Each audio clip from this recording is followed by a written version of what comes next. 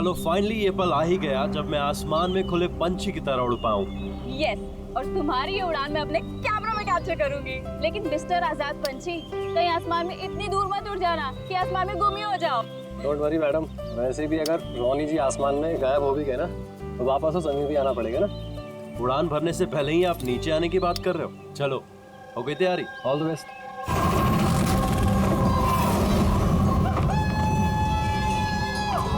Yes, this is so much fun! Oh my God! Woohoo! Yes, come on, keep going, keep going! Alia, I love you! Ronnie, I love you too! वाह, लगता है काफी experience है इन उड़ान का। Of course, America में उसने काफी एडवेंचर स्पोर्ट्स ट्राई किए हैं। पंजी jumping, paragliding and what not. बस इंडिया में कभी कुछ ट्राई नहीं किया था। और अब जब इंडिया में आए ही हैं हॉलिडे के लिए, तो क्यों ना कुछ ट्राई करें?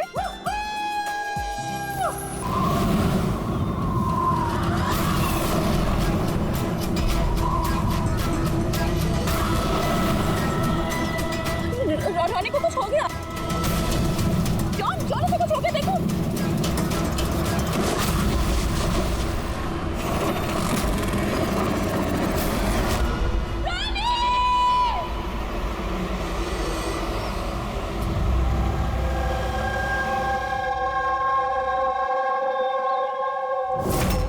मैं और रोनी तो यहाँ हॉलिडे मनाने आए थे। मुझे क्या पता था कि ये रोनी का आखिरी दिन साबित होगा।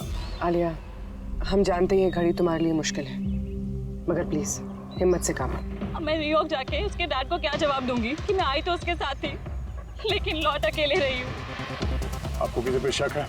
कौन मार सकता है रोनी को? सर, रोनी को कोई क्यों मारेगा? हम तो यहाँ किसी को जानते तक नहीं। कहीं ऐसा तो नहीं कि इसका कोई दुश्मन अमेरिका से इसका पीछा करते हुए यहाँ तक आ गया? नहीं सर, रोनी का कोई दुश्मन नहीं था। He was such a lively person, सब उसको पसंद करते थे। तो तुम्हारा कहना है कि यहाँ पे इंडिया में कोई रिश्तेदार, कोई दोस्त, कोई परिवार वगैरह नहीं है यहाँ पे? ये देश हमारे लिए अजनबी है सर। सब कुछ ना इन पैराग्लाइडिंग वालों ने किया है। Please sir, arrest them. आप हमें दोष मत दीजिए, रोजी रोटी है हमारी, हम क्यों मारेंगे किसी टूरिस्ट को? तो किसने मारा रोनी को फिर? सर, ये मुझे भी समझ में नहीं आ रहा है, 3000 फीट की ऊंचाई से गोली कैसे चली, किसने चलाई? तो रोनी 3000 फीट की ऊंचाई पे उड़ रहा था। हाँ सर, और मैंने खुद गियर चेक किया था, कोई भी खतरनाक चीज नहीं थी उसके अंदर। और उसके आसपास किसी को उड़ते हुए देखा आसपास? नहीं सर, कोई भी नहीं था। आसमान एकदम साफ था, रेडियस भी क्लियर था और वो अपनी उड़ान एंजॉय भी कर रहे थे, पर सडन पता नहीं क्या हुआ, एकदम से धड़ाम से नीचे आके गिर गए। जो घाव है ना, तो ऐसा लगता है कि काफी दूर से गोली चली है, शायद किसी राइफल से। हाँ, राइफल ही होगी, क्योंकि जिस हाइट पे ये उड़ान भर रहा था वहां से तो कोई शार्प शूटर ही गोली चला सकता किसी राइफल से। जॉन, यहाँ आसपास किसी को गन या राइफल के साथ देखा है क्या तुमने? यहाँ पर गन लेना अलाउ नहीं है। आप असली गन की बात कर रहे हैं, वो दिवाली वाली पटाखे की बंदूक भी नहीं ला सकता कोई। आप लोगों ने देखा यहाँ पर किसी को? नहीं मैम। नहीं तो? नहीं देखा। नहीं मैम। अच्छा आलिया, जब आप यहाँ पर आई रोनी के साथ, आपको किसी पे शक हुआ? कोई आप लोगों को फॉलो कर रहा हो, कोई आदमी जो गड़बड़ लगे? नहीं सर, ऐसा तो कोई नहीं था। तो क्या गोली आसमान से चली है क्या? सर, मैंने बताया ना, रोनी जी के आसपास में कोई उड़ नहीं रहा था, तो वो आसमान से गोली चलाएगा कौन? हाँ सर, आसमान में कोई भी नहीं था। आप चाहें तो ये फुटेज चेक कर सकते हैं, इसमें कोई भी नहीं है साथ में।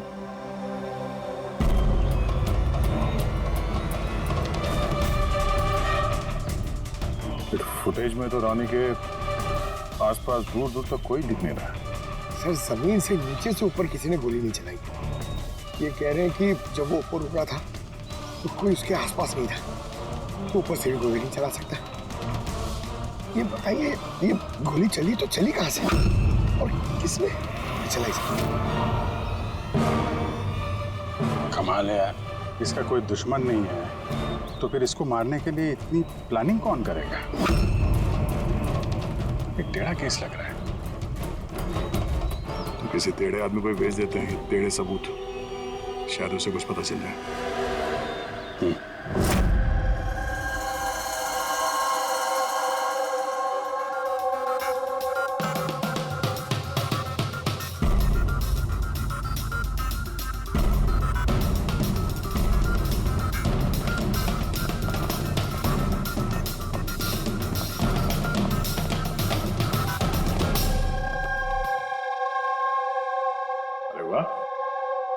आज आप दोनों जिस कदर काम में डूबे हुए हो, ऐसा लगता है कि बहुत सारे सुराग देके भेजने वाले हो हमें यहाँ से। बहुत सारे सुना। हाँ, और अगर एक भी नहीं मिला तो? सीधे सीधे बता ना, कोई सबूत मिला ही नहीं है, कोई सुराग ही नहीं मिला सर उस गोली के बारे में कुछ पता नहीं चला? इतना पता चला है कि भाई ऊपर से किसी यूएफओ ने गोली चलाई होगी। यार सारों के क्या बच्चों जैसे यूएफओ की बातें करते हो। और ये क्या है ये बता, हमें समझाने के लिए किया है क्या? हाँ बता। ये देखो बॉस, रॉनी ग्राउंड से 3000 फीट की ऊंचाई पर उड़ान भर रहा था और गोली लगी है उसे इससे भी ऊपर से, लगभग 1000 फीट की ऊंचाई से। और ये गोली 60 डिग्री के एंगल से लगी है उसे। मुझे तो सोच सोच के चक्कर आ रहे हैं। आसमान में ऊपर से कौन गोली चला सकता है रोनी पे, और वो भी कैसे? अभी ठहर जा, और चक्कर आएगा। बॉस, ये गोली लगभग 3 किलोमीटर की दूरी से चली है ना, बड़ी अजीब बात है। गोली 3 किलोमीटर की दूरी से चलती है, 60 डिग्री में आती है, रॉनी के गले में घुस जाती है टेढ़ी। मतलब राइफल भी इस्तेमाल की है, बड़ी पावरफुल। बिल्कुल बॉस, राइफल भी पावरफुल है और गोली चलाने वाला भी पक्का निशानेबाज है। इतनी ऊंचाई पर हवा बहुत तेजी से बहती है और टेम्परेचर भी ऊपर नीचे होता रहता है, फिर भी उसका निशाना चूका नहीं, एकदम अचूक पॉइंट पे लगा। गोली चलाने वाला भी मंजावा खिलाड़ी है सर, एक शार्प शूटर। बिल्कुल, और ऐसे शार्प शूटर आसानी से तो मिलते नहीं जो ऐसा कारनामा कर जाए। लेकिन सर हमने सारे वीडियोस देख डाले। जब रॉनी आसमान में था तो उसके आसपास ना तो कोई चॉपर था ना पैराशूट, आसमान एकदम साफ था सर। वही तो समझ में नहीं आ रहा है कि ये किलर, ये गोली चलाने वाला था कहाँ पर, जबकि सारा आसमान साफ था, या बादलों में छुप कर बैठा था। और सर वो गोली से क्या पता चला? कुछ नहीं मिला पूर्वी। मैंने बैलिस्टिक डिपार्टमेंट का पूरा डेटाबेस चेक किया, ऐसी गोली का तो कोई रिकॉर्ड ही नहीं है। सर, ये गोली जरूर कस्टम मेड बनवाई गई है। हाँ, अपने हिसाब से बना ली गोली है। एक ऐसी गोली जो 3 किलोमीटर से चलती है और बिल्कुल निशाने पे लगती है। और सर, अगर ये गोली इतनी जबरदस्त है तो इसकी राइफल भी काफी स्पेशल होगी। हाँ, एक काम करते हैं, ये गोली फायर आर्म्स विंग और बैलिस्टिक डिपार्टमेंट में भेजते हैं, देखते हैं क्या रिपोर्ट आती है। अब ये जो भी कोई है, इतने ऊपर चला गया खून करने के लिए, अब जल्द से जल्द इसे जमीन पर लाते हैं।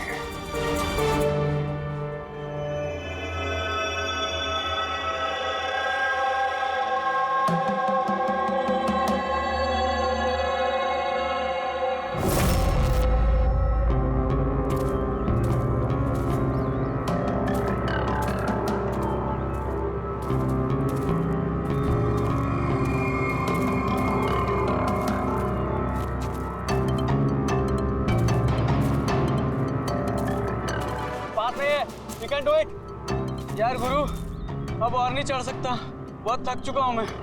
बस नवीन, ज्यादा दूर नहीं है, 3000 फीट चढ़ चुके हैं, पास ही में। We can do it, come on.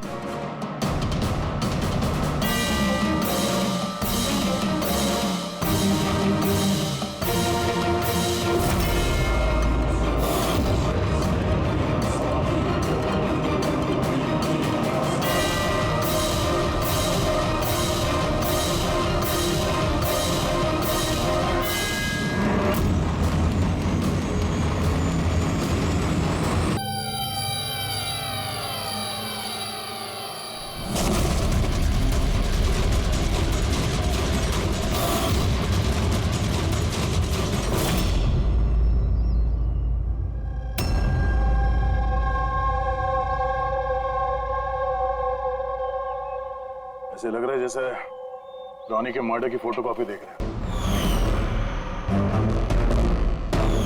3000 feet की ऊंचाई पे ठीक वैसे ही गोली मारी है सर के पीछे। इसको भी ऊपर से मारी। क्या आप लोग जब ट्रेकिंग कर रहे थे तो ये हितेन के पीछे भी कोई था क्या? नहीं सर, हितेन ही सबसे पीछे था सर। सर ये देखिए फुटेज। सर ये वही जगह है जहाँ पे ये सब कुछ हुआ। कमाल है।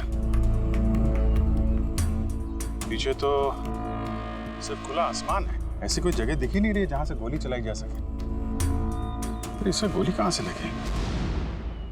दोनों केसेस में पता नहीं चल रहा है कि गोली चली कहां से है। सर एकदम सही कह रहे हैं। आसमान से कोई कौवा या कबूतर थोड़ी गोली चलाएगा। ये गोली चली तो चली कहां से? और ये दोनों गोलियां 24 घंटे के अंदर अंदर चली। मुझे लगता है इन दोनों केसेस का आपस में कोई ना कोई कनेक्शन तो है। तो ये हितेन काम क्या करता था? सर वो कॉलेज स्टूडेंट था सर, मुंबई ग्रेजुएशन करने आया था सर। ट्रैकिंग का बहुत शौक था उसको। अजीब, समझ में नहीं आ रहा कोई एक कॉलेज स्टूडेंट को मारने के लिए इतनी प्लानिंग क्यों करेगा। ये तो पहले रॉनी और अब ये हितेन। इससे पहले कि आसमान से चलने वाली गोली का कोई तीसरा शिकार हो जाए, इस खूनी तक पहुंचना होगा जल्दी से जल्दी। पिछले 24 घंटों में 2 खून हुए हैं, दोनों जवान बच्चे हैं, और दोनों को मारने का तरीका भी क्या हाई प्रोफाइल। सर दोनों की मौत हुई है एडवेंचर स्पोर्ट्स करते हुए। जमीन से हजारों फीट ऊपर मारा है सर। मगर सर सोचने वाली बात है कि खूनी ने ये एडवेंचर स्पोर्ट वाला समय ही क्यों चुना इनको मारने के लिए? वो तो उन्हें कभी भी मार सकता था। इतनी लंबी प्लानिंग 2 बच्चों को मारने के लिए। सिर्फ प्लानिंग ही लंबी नहीं दया, गन भी लंबी। ये ऐसी। ये कौन सी राइफल है सर?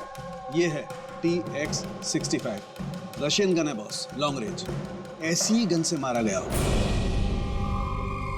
सालुंके साहब, क्या इस गन से 3 किलोमीटर दूर निशाना लगाया जा सकता है? आप रेडी? शूटिंग रेंज में ट्राई करके देख लिया है, इसकी रेंज 3 किलोमीटर से ऊपर ही है। ऐसी गन तो आर्मी वालों के पास या फिर आतंकवादियों के पास ही मिलेगी। बिल्कुल बॉस, और इसीलिए मुझे लगता है कि ये सिर्फ मर्डर का मामला नहीं है, कोई बहुत बड़ा गुनाह होने वाला है, लार्ज स्केल पर। दया, सर काम करो, दिल्ली में जाओ इंडियन इंटेलिजेंस विंग में और पता लगाओ कि ये ऐसी गन किसके हाथ लगी थी और कैसे।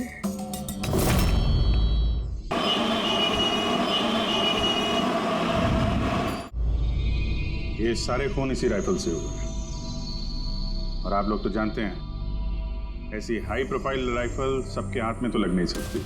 आप बिल्कुल सही कह रहे हैं सर। और गौर करने की बात तो ये है सर कि ये राइफल कोई खरीदना भी चाहे तो खरीद नहीं सकता। ये 1 या 2 पीस नहीं बिकती, पूरा का पूरा अलॉटमेंट होता है।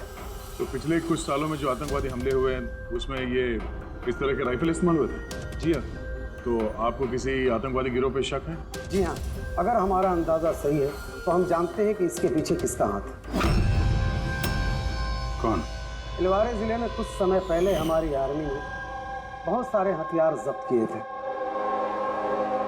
उन हथियारों में ये वाली राइफल भी। आप प्रताप सर, सारे आतंकवादी मारे गए, उनमें से एक आतंकवादी बचकर निकल गया और हमने उनके सारे हथियार जब्त कर लिए। Well done Pratap sir. और जो आतंकवादी भागकर गया है उसके बारे में सारे पोस्ट को अलर्ट कर दो। तो ये काम उस आतंकवादी का हो सकता है जो बचकर निकल गया था वहां से? जी हाँ, और हमारी इंफॉर्मेशन के मुताबिक ये आतंकवादी गिरोह जल्दी ही कुछ बड़ा करने वाला है। शायद ये उसी की शुरुआत हो। ये दोनों जुर्म कोई मामूली खून नहीं है, ये जरूर कोई बड़ी साजिश है, बड़ी साजिश, आतंकवादी हमले की साजिश। हाँ सर, और इस हमले को रोकने के लिए पहले इन आसमान से चलने वाली गोलियों का राज का पता लगाना पड़ेगा सर। और इस राज का पता करने के लिए हमें सबसे पहले ये पता करना पड़ेगा सर कि आतंकवादी रॉनी और हितेन जैसे आम आदमी की हत्या क्यों की। वैसे क्या कॉमन है इन दोनों खून में? सर दोनों मर्डर हवा में हुए, दोनों बार गोलियां ऊपर से चली, हाई प्रोफाइल राइफल से। किसी प्रोफेशनल शार्प शूटर का काम है सर ये। और सर इन दोनों केसेस में कोई वैंटेज पॉइंट नहीं है, कोई ऐसी जगह नहीं है जहां पे बैठ के खूनी इन दोनों पे गोली चला सकता है। वैंटेज पॉइंट, वैंटेज पॉइंट, यही तो वजह नहीं हो सकती है? तो आप कहना चाह रहे हैं सर कि खूनी के पास कोई जगह नहीं थी बैठ के गोली चलाने की, और उसे ये पक्का करना था कि उसका टारगेट छूटे ना, उससे कोई चूक ना हो, इसलिए वो इन दोनों पे प्रैक्टिस कर रहा था। Exactly Abhijeet, exactly. वो निशानेबाजी की प्रैक्टिस कर रहा था। मतलब सर उसका असली टारगेट कोई और है? सर अगर कोई वैंटेज पॉइंट था ही नहीं तो फिर वो हवा में गोलियां कहां से चला रहा था? पंकज, तुम्हारे इस सवाल का जवाब तुम्हारे इस सवाल में ही है। ये बताओ कि हम, मेरा मतलब है इंसान हवा में कैसे उड़ता है बिना पंखों के? सर एरोप्लेन से या फिर हेलीकॉप्टर से?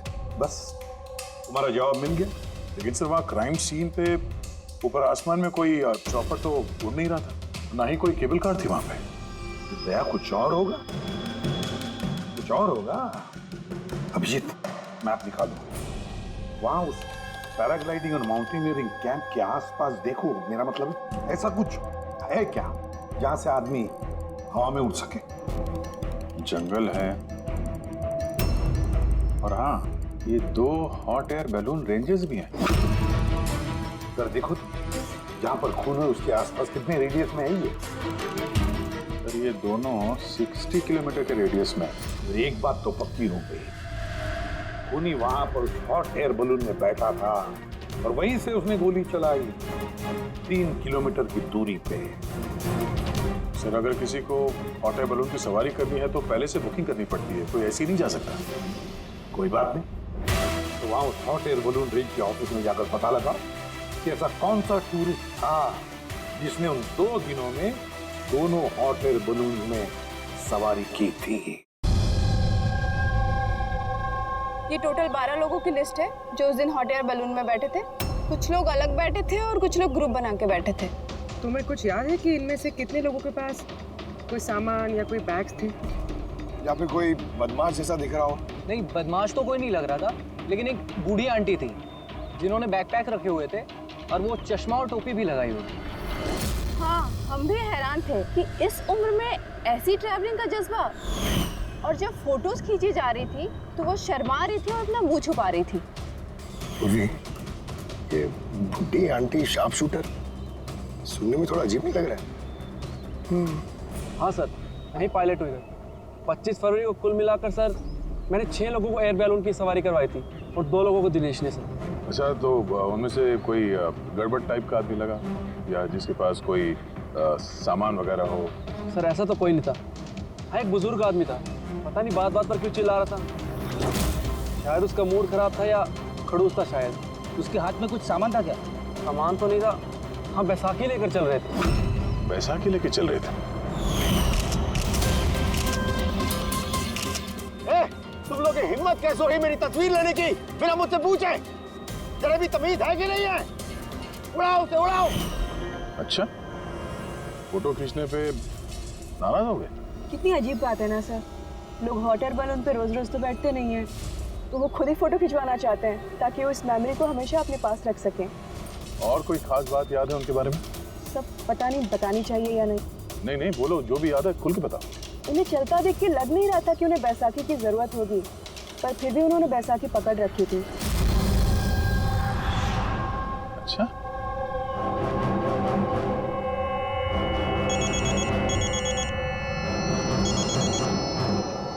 हाँ सर। अपूर्वी, कुछ मालूम पड़ा? सर यहाँ पर एक बूढ़ी औरत आई थी और उसके हाथ में एक बैकपैक भी था। और हाँ, फोटो खिंचवाने से भी ऐतराज कर रहे थे। अच्छा, यहाँ भी एक बूढ़ा आदमी आया था हॉट एयर बलून में बैसाखी लेके, और उसे भी फोटो खिंचवाने से परहेज था। सर कहीं ये बूढ़ा आदमी और ये बूढ़ी औरत एक ही इंसान तो नहीं है? एग्जैक्टली, वही शार्प शूटर। उसके बैग में और इसके बैसाखी में वो राइफल था जिससे ये खून हुआ है। और सर दोनों दिन ये ऊपर अकेला ही गया होगा, क्योंकि अगर किसी और टूरिस्ट के साथ जाता तो फिर राइफल सेट करने में और निशाना साधने में काफी मुश्किल हो जाते। नहीं पूरी, मुझे लगता है वो अकेला तो नहीं गया होगा। मतलब हॉट एयर बलून चलाना और साथ में ये राइफल भी चलाना, दोनों काम एक साथ करना जरा मुश्किल है। इस हॉट एयर बलून का पायलट भी होगा साथ में। मतलब सर इस जुर्म में पायलट भी मिले हुए हैं? यस, एक काम करो, उस पायलट को पकड़ो जल्दी। उस दिन उस बूढ़ी औरत को ऊपर बलून में कौन ले गया था? पायलट कौन था? संजीव था। रुक जा। ना तुम मुझे मार पाओगे और ना ही उसे।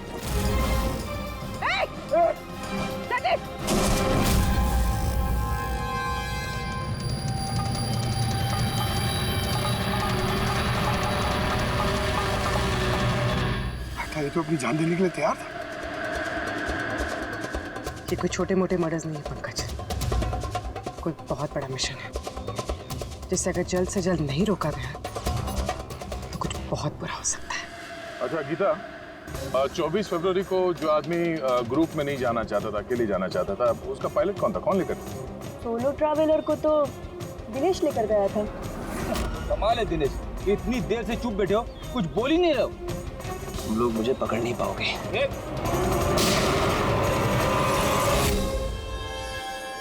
अभी यमराज तुझे अपॉइंटमेंट देने के मूड में नहीं है। जब तक हमारे सवालों का जवाब नहीं मिल जाता तुझे जिंदा रहना पड़ेगा। चल। मार लो, जितना मार सकते हो मार लो, मुझे कोई फर्क नहीं पड़ता। वैसे भी तुम्हारे इन कानून के कमजोर थप्पड़ों में इतनी ताकत नहीं है कि मेरे जुर्म की मजबूत हड्डियों को गला सके। समझे? तुम्हारे साथ जोर जबरदस्ती करना होता तो उसके लिए तो 2 मिनट का काम है हमारे लिए, पर बाद में ख्याल आता है तुम्हारे परिवार का, तुम्हारी बहन। अगले महीने उसकी शादी है ना? कैसा लगेगा उसे कि उसकी शादी हो रही है और शादी के वक्त उसका भाई इस दुनिया में नहीं है? हाँ? और तुम्हारी माँ हर महीने खर्चे के लिए पैसे भेजते हो ना, तुम्हारे जाने के बाद कौन ख्याल रखेगा उसका? कभी सोचा है इसके बारे में? हाँ? नहीं? चलो, अब भी मौका है, सरकारी गवाह बन जाओ। वादा करते हैं तुम्हारे जेल जाने के बाद तुम्हारी माँ का ख्याल हम रखेंगे। सच? मतलब पूरा ख्याल रखोगे? पूरा ख्याल? हाँ, तुम्हारी माँ का पूरा ख्याल रखेंगे। तुम बस ये बताओ कि किसके लिए काम करते हो? तुम्हारा बॉस कौन है? बता दो, पक्का बता दो? हाँ बताओ।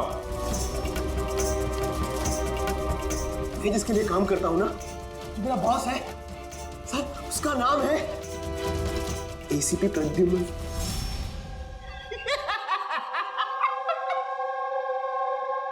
एसीपी प्रद्युम्न, जाओ पकड़ लो और गिरफ्तार कर लो उसे। कहा था ना, मैं कुछ नहीं बताने वाला, जो कर सकते हो कर लो। CID CID. ओ बॉस, बॉस।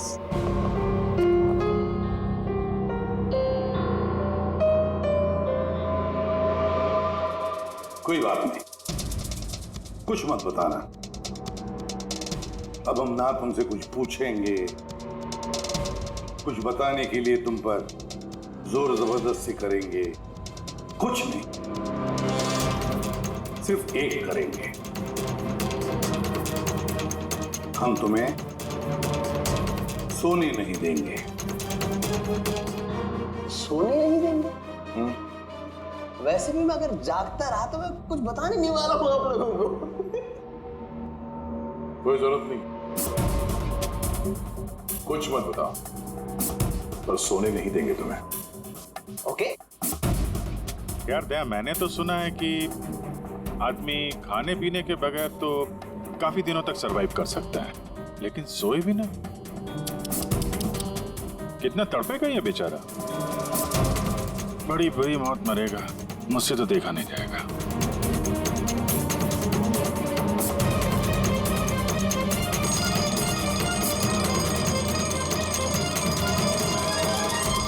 समय काटने के लिए आसानी होगी, हाँ? अपनी जिंदगी के आखिरी पल अपनी आंखों के आगे गुजरते हुए देखो, ठीक है? Thank you. सोने मत देना इसको।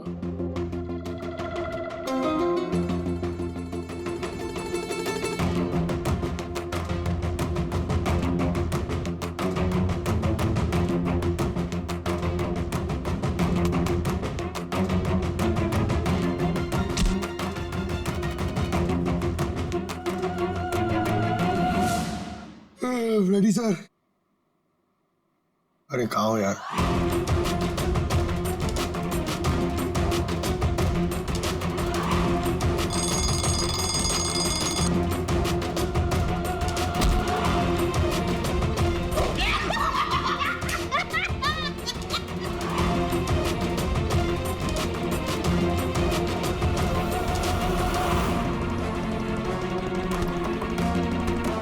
जब तक मुंह नहीं खोलेगा सोने का नहीं, समझे? 5 मिनट में नहीं। नहीं 1 मिनट। 1 मिनट तो सोने दो। 1 सेकंड। सोऊंगा नहीं। नहीं सोऊंगा बिल्कुल नहीं। बिल्कुल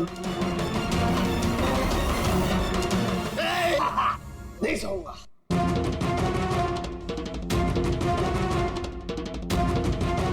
बस अब टूटने वाला ही है।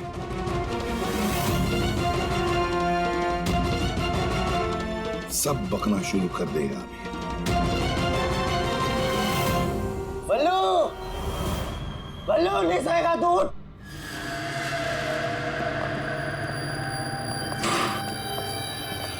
क्या सोना चाहता है? तो सोने देंगे ना भाई, क्या प्रॉब्लम है? चलो हम सोने देंगे तुमको। खाली ये बताओ कि तुम्हारे गिरोह का प्लान क्या है? हाँ बता दो। मेरा नाम दिनेश नहीं है। मेरा नाम मेरा नाम बल्लू है। दिनेश नहीं है मेरा नाम। और मुझे स्पेशली इसी मिशन के लिए तैयार किया गया था। और जो मर्डर हुए थे ना, वो प्रैक्टिस थी। हमारा असली मिशन है उसको मारना। और स्टीव, क्या नाम है उसका? Steve Mulder. स्टीव मल्डर वो इंटरनेशनल पीस मीडिएटर, शांति दूत जो हमारे देश आया है, दुश्मन देशों के बीचों शांति का करार करवाता है, आतंकवाद बंद करने के लिए। किसी भी हम नहीं चाहते कि आतंकवाद कभी रुके।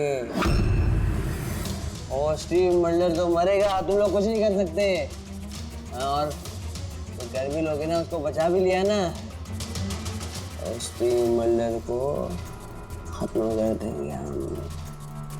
हमारा जो शार्प शूटर है ना, एकदम रेडी। कहाँ मारने वाले और कब?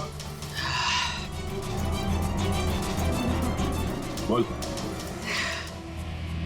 वो जब कॉन्फ्रेंस में भाषण दे रहा होगा ना, वो सबसे सही वही सबसे सही समय वही सबसे सही समय होगा, क्योंकि उस समय उसके आसपास सिक्योरिटी वाले नहीं होंगे। और जो कॉन्फ्रेंस है ना, ये बिल्डिंग की छत पे है, तो हॉट एयर बैलून पे हमारा शार्प शूटर जाएगा, वही गोली मारेगा। कॉन्फ्रेंस 1 घंटे में चालू होने वाला, अभी जल्द से जल्द पहुंचना होगा।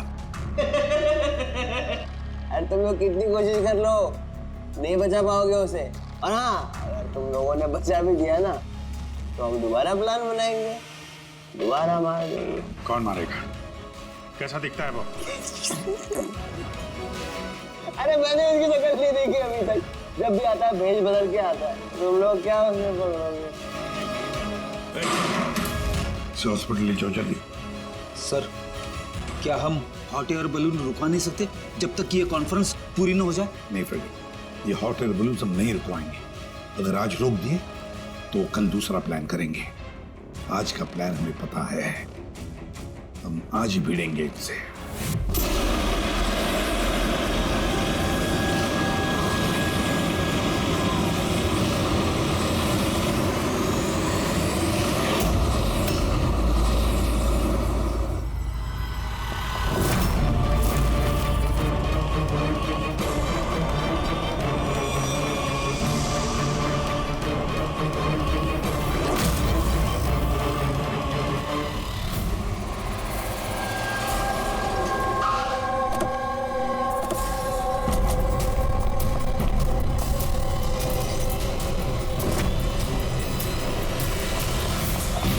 CID, मिस्टर स्टीव मल्डर का है। ऊपर कॉन्फ्रेंस में। हमें ले चलो उनके पास, जल्दी। अरे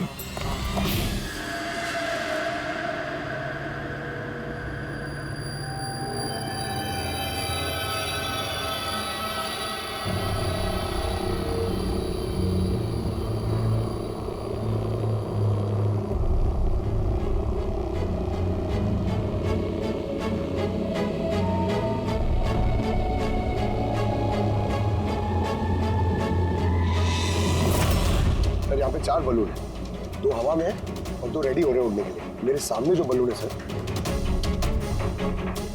उसमें एक कपल है और वो लड़के के पास एक बैकपैक है। नजर रखो उन पे, कौन कौन आ रहा है, कौन कौन जा रहा है, सब पे ध्यान रखना। ओके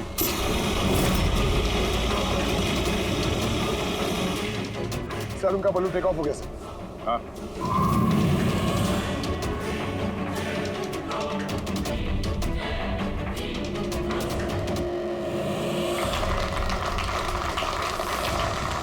इस दुनिया में टेररिज्म क्यों है?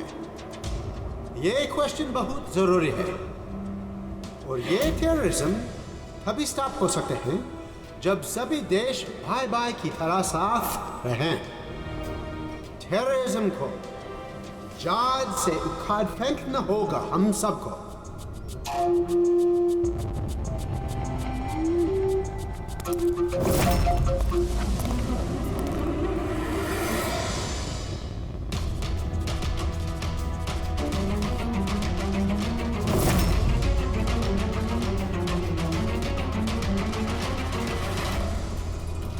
तो म्यूजिशियन है, उड़ने की तैयारी में है। उनके हाथ में गिटार के बैग है। अब ये बताना मुश्किल है कि अंदर गिटार है या गन।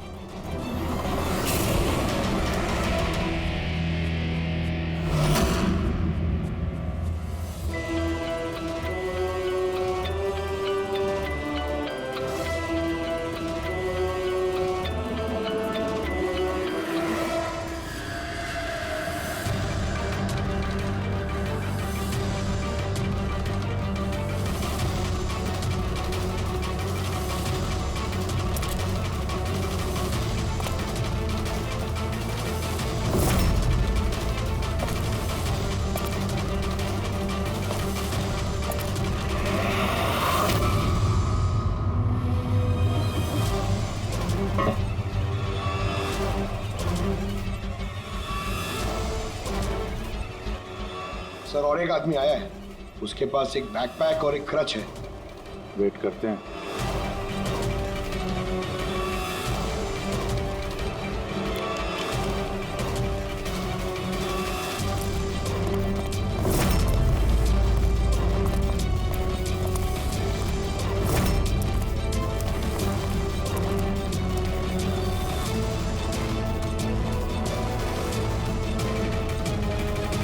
सर कैमरा क्रू वाले आए हैं, उनके पास 2 बैग है। Camera crew?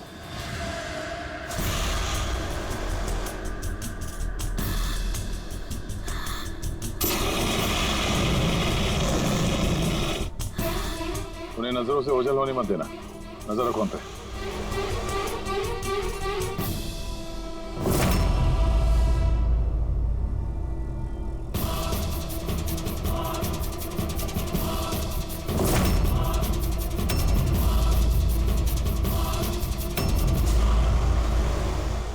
यहाँ तो बहुत सारे बलून उड़ रहे हैं। सुसाइड बॉम्बिंग क्या है? कोई खुशी खुशी हो अपनी जान देने को कैसे रेडी हो सकते हैं? जिंदगी अनमोल। Oh no. We need to respect ये सारे बलून? life. और our देश वो कौन सा बलून होगा जिसकी हमें तलाश है? लगता है भेष बदल के आया है। तो शक्ल से कुछ गड़बड़ लग रहा है।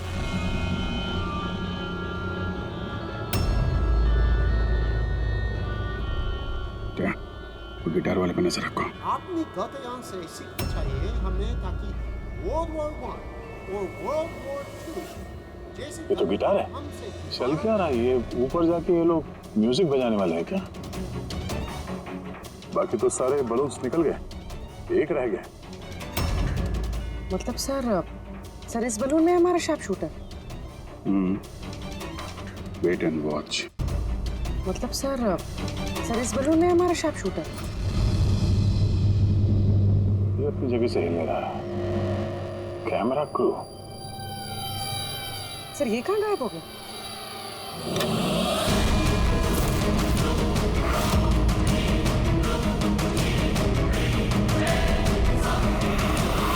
सर इसके पास तो राइफल है, वैसे जैसे साड़ों के सर ने बताई थी। अभिजीत,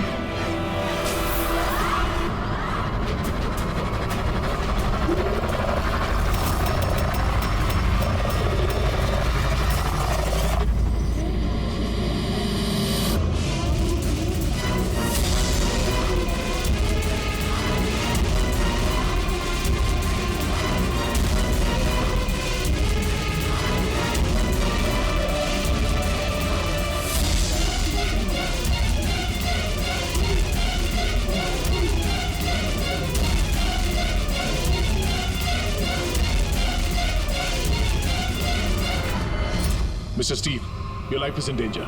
आपकी जान को खतरा है। आप क्या करें? We have a plan. Thank you CID. अगर आप लोग आज सही वक्त पे नहीं आते, मैं जिंदा नहीं होता। देखिए मिस्टर स्टीव, खतरा अभी गया नहीं है। अभी खूनी पकड़ा नहीं गया है, इसलिए बी सेफ हैं। Be careful. Okay Freddie, Pankaj, उस बलून पे नजर रखना। आंखों से ओझल होने मत देना।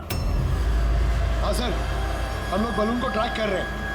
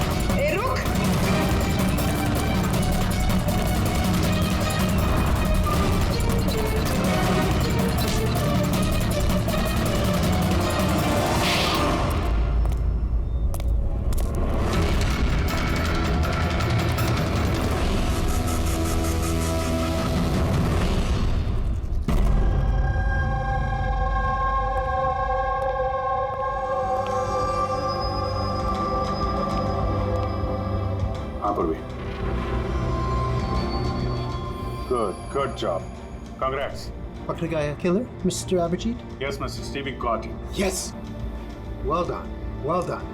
सीआईडी बरसों से इस देश की सेवा कर रहे हैं और आज एक बार फिर आपने एक खतरनाक टेररिस्ट को पकड़ लिया है। अभी वो पकड़ा गया है, बहुत जल्द हम उसके पूरे ग्रुप को पकड़ लेंगे। Mister Steve, we are very proud of you. आप जैसे लोगों की दुनिया को जरूरत है, जो आप जैसे साहसी हैं और नेक हो।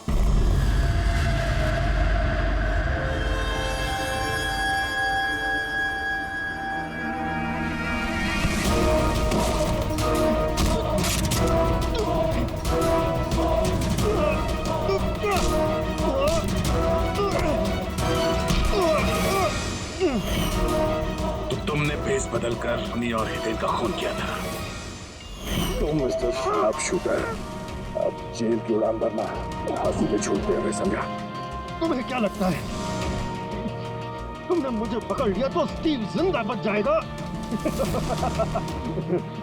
कभी नहीं। हमारी तादाद इतनी ज्यादा है कि तुम्हारा कानून हमें ढूंढते ढूंढते थक जाएगा, लेकिन हम खत्म नहीं होंगे। खत्म होगा तो तुम्हारा ये देश। एक खटमल हमारे देश पे बुरी नजर डालने वाले आए और चले गए। जानता है हमारे देश को आजाद हुए कितने साल हो गए? 70 साल। और पिछले 70 सालों में हमारे देश के वीरों ने न जाने कितने आतंकवादियों का खात्मा किया है। आज तेरी बारी है, कल तेरे साथियों की बारी होगी। हमारा देश रहेगा और खुशहाल रहेगा, और अगर इस देश से किसी चीज का खात्मा होगा वो है आतंकवाद। समझा? आतंकवाद।